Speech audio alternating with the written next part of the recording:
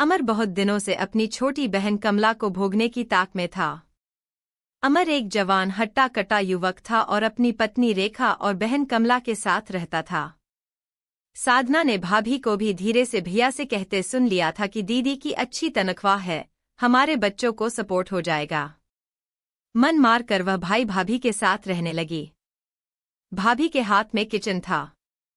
भैया drawing room में अपने दोस्तों के साथ गप्पे लड़ाते, टीवी देखते रहते और वह दिन भर थकी हारी ऑफिस से आती तो दोनों भतीजे उसे पढ़ाने या उसके साथ खेलने की जिद करते उसके कमरे में आकर। कुछ ऐसा ही देव के साथ हुआ तलाक के बाद। शादी की जहां भी बात चलती तो लड़का तलाकशुदा है। कोई गरीब ही अपनी लड़की मजबूरी में दे सकता है। कौन जाने कोई बच्चा भी हो, फिर तलाश की गई लड़की की उम्र बहुत कम होती या उसे बिल्कुल पसंद न आती। पिता गुस्से में कहते, दामन पर दाग लगा है, फिर भी पसंद नापसंद बता रहे हो, फिर भी तुम्हारे जीवन को सुखी बनाने के लिए कर रहे हैं तो 10 कमियां निकाल रहे हैं जनाब।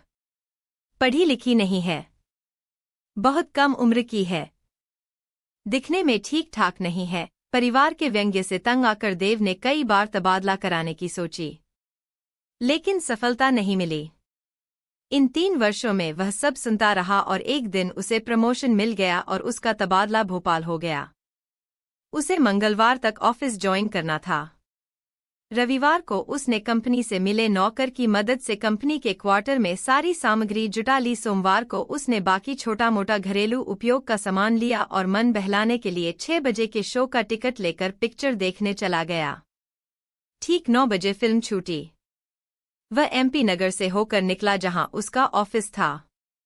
सोचा, ऑफिस देख लूं ताकि कल आने में आसानी हो। एमपी नगर से ऑफिस पर नजर डालते हुए वह अंदर की गलियों से मुख्य रोड पर पहुंचने का रास्ता तलाश रहा था। दिसंबर की ठंड भरी रात, गलियां सुनसान थीं। उसे अपने से थोड़ी दूर एक महिला आगे की ओर तेज कदमों से जाती हुई दिखाई पड़ी। देव को लगा शायद यह किसी दफ्तर से काम करके मुख्य रोड पर जा रही हो, जहां से ऑटो, टैक्सी या सिटी बस मिलती हैं। वह उसके पीछे हो लिया। तभी उस महिला के पीछे 3 मवाली जैसे लड़कों ने चलकर भद्दे इशारे, व्यंग्य करने शुरू कर दिए। ओ मैडम, इतनी रात को कहाँ? घर छोड़ दे या कहीं और। फिर तीनों ने उसे घेरकर उसका रास्ता रोक लिया। महिला चीखी। देव तब तक और नजदीक आ चुका था। एक मवाली ने उसे थप्पड़ मारकर चुप रहने को कहा। महिला फिर चीखी। उसे चीख जानी पहचानी लगी। उसके दिल में कुछ हुआ। पास आया तो वह उस महिला को देखकर आश्चर्य में पड़ गया। यह तो साधना है। वह चीखा, क्या हो रहा है, शर्म नहीं आती? एक मवाली हंसकर बोला, लो, हीरो भी आ गया। उसने चाकू निकाल लिया। साधना भी देव को पहचानकर उन बदमाशों से छूटकर दौड़कर देव से लिपट गई। वह डर के मारे कांप रही थी। देव उसे तसल्ली दे रहा था, कुछ नहीं होगा, मैं हूं। इससे पहले मवाली आगे बढ़ता, तभी पुलिस की एक जीप रुकी सायरन के साथ। पुलिस ने तीनों को घेर लिया। पुलिस अधिकारी ने पूछा, आप लोग इतनी रात यहां कैसे? जी, ऑफिस में लेट हो गई थी। और आप? मैं भी इसी ऑफिस में हूं। थोड़ा आगे पीछे हो गए थे। साधना जिस तरह देव के साथ सिमटी थी, उसे देखकर पुलिस अधिकारी ने कहा, आप पति पत्नी को साथ साथ चलना चाहिए। तभी 3 में से एक मवाली ने कहा, वही तो साहब, अकेली औरत, सुनसान सड़क। हमने सोचा कि इससे पहले कि उसकी बात पूरी हो पाती, थानेदार ने एक थप्पड़ जड़ते हुए कहा, कहाँ लिखा है कानून में कि अकेली औरत सुनसान सड़क और रात में नहीं घूम सकती है? और घूमती दिखाई दे तो क्या तुम्हें जोर जबरदस्ती का अधिकार मिल जाता है? थानेदार ने कहा, आप लोग जाइए। ये हवालात की हवा खाएंगे। तुम यहाँ कैसे? साधना ने पूछा। प्रमोशन पर, देव ने कहा। और परिवार? साधना ने पूछा। अकेला हूं। तुम्हारा परिवार? अकेली हूं। भाई भाभी के साथ रहती हूं। शादी नहीं की? हुई नहीं। और तुमने? ऐसा ही मेरे साथ समझ लो। ऑफिस में तो दिखे नहीं। कल से ज्वाइन करना है। फिर थोड़ी चुप्पी छाई रही।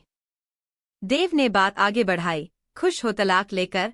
वह चुप रही और फिर उसने पूछा, और तुम? दूर रहने पर ही अपनों की जरूरत का एहसास होता है।